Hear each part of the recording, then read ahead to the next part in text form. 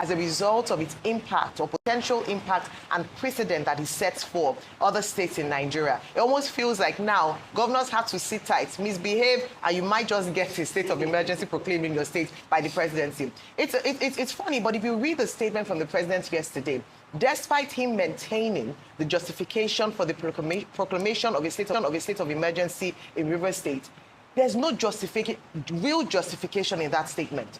He cited Section 305 of the Constitution, which empowers him to declare a state of emergency in a state of the Federation.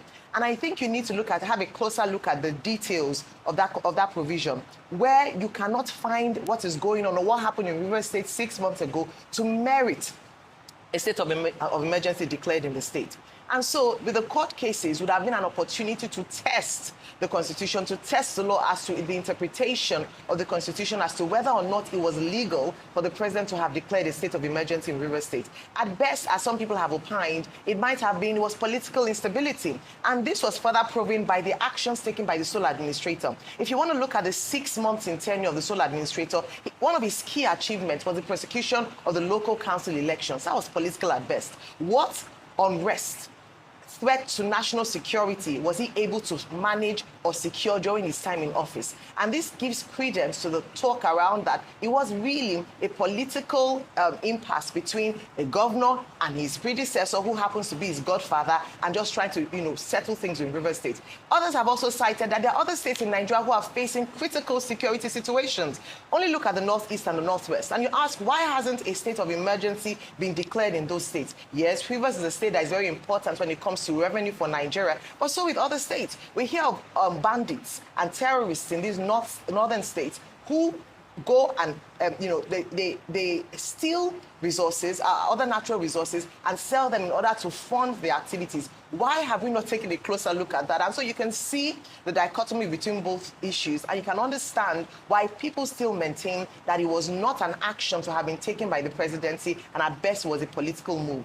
And this does not augur well in the future for democracy. And that's perhaps why the PDP governors took the matter to court. Unfortunately, no court was able to sit on that matter to really give us a clear picture as to what could happen in the future. Would we be shaken to see if another state of emergency will be proclaimed in another state?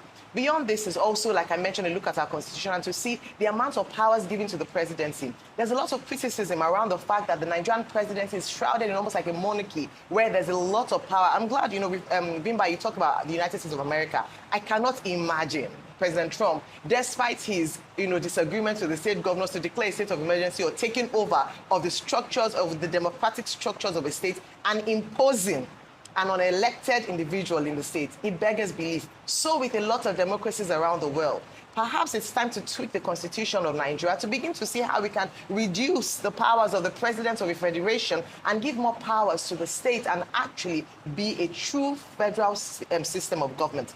Beyond that, I asked the question yesterday, what next for Fubara? What next for the people of Riverstate? There's a lot of thought. There are lots of people who were interviewed in the This Day report of this morning, and I think it's quite important, from the Riverstate elders to former governorship candidates in the state, Tonya Cole, to some business leaders who talk about the fact that Fubara at best would come in to just take orders or might not have enough powers as governor to do a lot for the people of Riverstate. In all honesty, in the last 2 years, they've barely had a government. And so the people who have suffered the most as a result of these shenanigans are the people of Rivers themselves, who have not had the opportunity to have a government work for their, for the good of the people. And finally, the PDP. The PDP should face the possibility of a defection. There were talks yesterday about perhaps Fubara now moving to the APC, and this is a key stage for the PDP. Already, with the issues the internal wranglings and issues within the PDP ahead of 2027, they would need to now begin to position themselves as perhaps looking at one state less from their retinue of states currently, shortening. So many things to talk about. I believe that we have a correspondent on ground in Riverstate, whom we will be speaking to in the course of today's show, to get the feel of the people and also what it seems like or what it looks like in Riverstate this morning. Are people jubilating? Is there joy? Is there joy on the street? Is there hope that things might begin to work again in Riverstate? We'll find out today in the course of the morning show.